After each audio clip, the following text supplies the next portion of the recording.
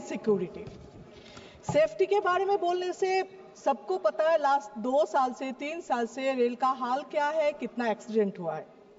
Sir compensation तो ऐसा नहीं है 2 लाख दो 2 करोड़ दो, कभी घर वापस नहीं आते। कंपेंसेशन कभी बेटा को वापस नहीं लाते, कंपेंसेशन कभी बाप को वापस नहीं लाते, कंपेंसेशन कभी माँ का प्यार वापस नहीं लाते। इसलिए एक्सीडेंट जो हो रहे क्यों हो रहे इस पे ध्यान देना बहुत जरूरी है।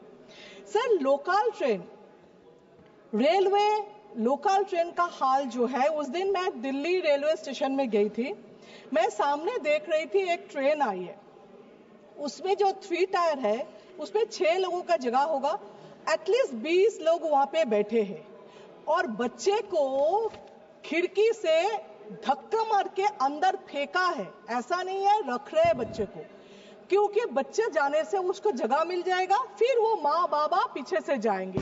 जो हाल है, मैंने पूछा ये कौन सा ट्रेन है, बिहार के जाने वाला है, मैंने सोचा 1-1.5 घंटे का जर्नी होगा, बोला नहीं कल शाम तक पहुंचेंगे।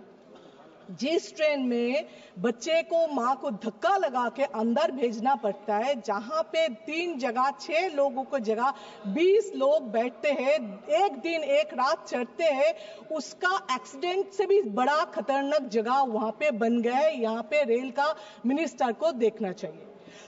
आप जो बोलते हैं जो वेटिंग लिस्ट में सर मुझे पता नहीं चलते, अगर ट्रेन का टिकट सपोज 200 है, 200 के बाद और भी 200 वेटिंग लिस्ट दे रहे, इसका मतलब अगर एक कैंसिल करे तो सेकेंड उसको उस पे चढ़ जाएंगे। आपका रेल का कोई लॉस नहीं हो रहे, फिर भी आप कैंसिल करने के लिए 20 रुपीज प्लस जीएसटी ले रहे हो, लास्ट मोमेंट में कैंसिल करने से 60 प्लस जीएसटी ले रहे हो।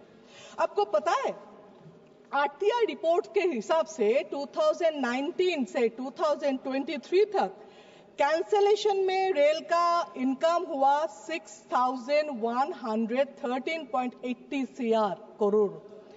वेटिंग लिस्ट में कैंसिलेशन में मिला 1,229.85 CR। मतलब ये जिसका आइडिया है इनकम का, रेल के लिए तो बहुत अच्छे है, लेकिन पब्लिक के लिए क्या अच्छा है? जो ट्रेन में लास्ट मोमेंट तक जिसको टिकट नहीं मिलते हैं वो टिकट कैंसिल कराते, कैंसिलेशन में लोगों के ऊपर टॉर्चर हो रहा है। आप एक बात बोले, 8 बजे अगर वो टाउट जो होता है वो बंद करने के लिए रेलवे का प्रयास था, जो ऑनलाइन टिकट के लिए वो बहुत अच्छे है, लेकिन ऑनलाइन टिकट में आपको पता है 8 बजे अगर 60 डेज पहले खोलते, 8 बजे आप अगर ऑनलाइन करो 8 बजे 3 मिनट में वो बुक हो जाते। कैसे? जब तक मैं डाउनलोड करके, जब तक मैं ऑनलाइन करके टिकट लेने के लिए जाती हूँ 3 मिनट में फुल कैसे हो सकते? मतलब पब्लिक का हैरेसमेंट, टाउट का हैरेसमेंट वही एक ही रहा, लेकिन कुछ सॉल्यूशन में आया नहीं है। आपको बोले जो न्यू दिल्ली स्टेशन में देखा है, अच्छा एमपीज का जो रिक्वेस्ट बार बार करते हैं हम लोग अपना कॉन्स्टिट्यूएंसी का, रेल का सबसे ज्यादा रिक्वेस्ट मुझे शायद एमपीज के तरफ से आते, लेकिन कभी एमपीज का रिक्वेस्ट बार बार चिट्ठी प्रपोजल देने के बाद भी उसका आंसर ही सिर्फ आते, कोई काम नहीं होता है। हर प्रपोजल, हर ब्रिज 10 साल लगते बनाने में, 7 साल लगते, 15 साल लगते। अगर कोई भी प्रोजेक्ट इतना साल बढ़ाएंगे तो उसका बजट भी बढ़ जाते, कॉस्ट बढ़ जाते, फिर वो कॉस्ट ज्यादा हो गया बोल के वो बंद कर रखते। लेकिन जो भी प्रपोजल लगे पहले वो वाला क्लियर करे, ये मेरा रिक्वेस्ट है। मेरा कॉन्स्टिट्यूएंसी में रात को 1 बजे के बाद सुबह 7 बजे तक बर्धमान से रामपुरहाट, नौलहाटी, मुरारोई, राजग्राम, पाकुड़ तक कोई ट्रेन है ही नहीं। इसमें क्या है, जो लोकल लोग जाते हैं, स्कूल में जाते हैं, टीचर्स जाते हैं, डॉक्टर्स जाते हैं, कोई टाइम पे नहीं पहुंच सकते। इसलिए मैं बोलूं 6:30 में ये ट्रेन बर्धमान तिनपहा रेल स्टार्ट करने के लिए बोलूं, और वो बुलेट ट्रेन कोई 1-2 ट्रेन के लिए लोकल ट्रेन भी लेट कर रहे, हर दिन लेट हो रहे, जो अटेंडेंस के लिए, स्टूडेंट के लिए भी वो लेट हो रहे। रामपुरा स्टेशन में ट्रेन का बहुत जरूरत, क्योंकि वहां पे तारापीठ मेरा मंदिर है, जहां पे बहुत लोग आते हैं, बहुत ट्रेन का जो सिस्टम है वो पूरा बिगड़ के रखे। और आसनसोल मालदा टाउन एक्सप्रेस नया जो ट्रेन है उसको चालू करने के लिए मैं रिक्वेस्ट कर रही हूँ। अच्छा, आपको पता है जो एनक्रोचमेंट होता है, एनक्रोचमेंट को हटाने के लिए रेल इतना साल लगा देते। चलो लोकल लोग, जो ऑफिसर्स है जाके अगर एनक्रोचमेंट हटा भी दिया, वो प्रपोजल बनाने में और भी 2 साल, तब तक वो लोग फिर से आ जाते, ये हेडेक, और फिर बोलते एनक्रोचमेंट हटा, अचानक आके एनक्रोचमेंट हटा देते। वो तो होगा नहीं है। मेरा वहां पे रामपुरा ठरिजनपल्ली में कशाईपाड़ा डाक बांग्लो में बहुत दिन 100 साल हो गया ये लोग रहते, उसके सामने ये रास्ता ब्लॉक, अचानक आके वो रास्ता ब्लॉक कर रहे। जो लोग वहां पे रहते उसको जाने आने का रास्ता है ही नहीं। मेरा ये रिक्वेस्ट है, अगर रेल को कुछ भी करना है तो रिक्वेस्ट करने के 10 साल बाद उसका आंसर आते, मिनिस्टर को होश आते 10 साल बाद कुछ करना है, और उसके बाद भी 10 साल लगा देते।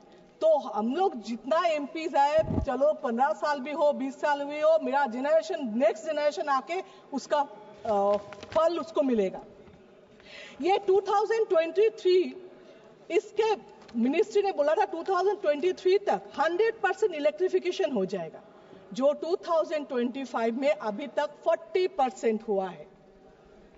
आपको राजधानी में मैं रख रही हूँ, राजधानी में हॉकर्स, IRTC फर्स्ट क्लास में हॉकर्स जा रहे, जो सेल कर रहे, मैंने पूछा क्या है, बोल रहे टारगेट दिया है 1 लाख बेचना पड़ेगा। फर्स्ट क्लास में कॉफी बेच रहे, आप फर्स्ट क्लास में मोमो बेच रहे, जिसमें आपका सिक्योरिटी का भी प्रॉब्लम हो रहा है। जो कंप्लेन कर रहे, मैं ये बात करके खत्म करूंगी, बहुत सारे बात करना जितना ट्रेन है, लेकिन मैं बुलेट का मैं बात करूं, बुलेट ट्रेन, वंदे भारत, ये बिरयानी जैसा है।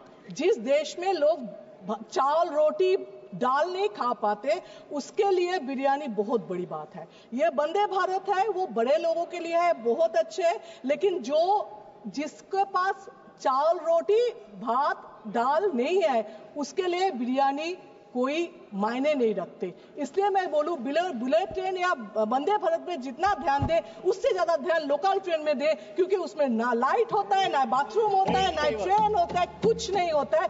मुझे ये रिक्वेस्ट है, जो बड़े लोगों के लिए तो अदानी अंबानी को अपने रखा है, लेकिन लोकल के लिए आप लोग सबके बारे में सोचे, जिसके वोट से आप लोग जीत के आते हैं, जिसके वोट से हम लोग आते हैं। Thank you. जनार्दन सीग्रीवाल जी।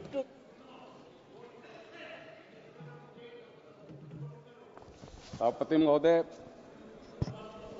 मैं सबसे पहले अपने पार्टी के प्रति, माननीय अध्यक्ष जी के प्रति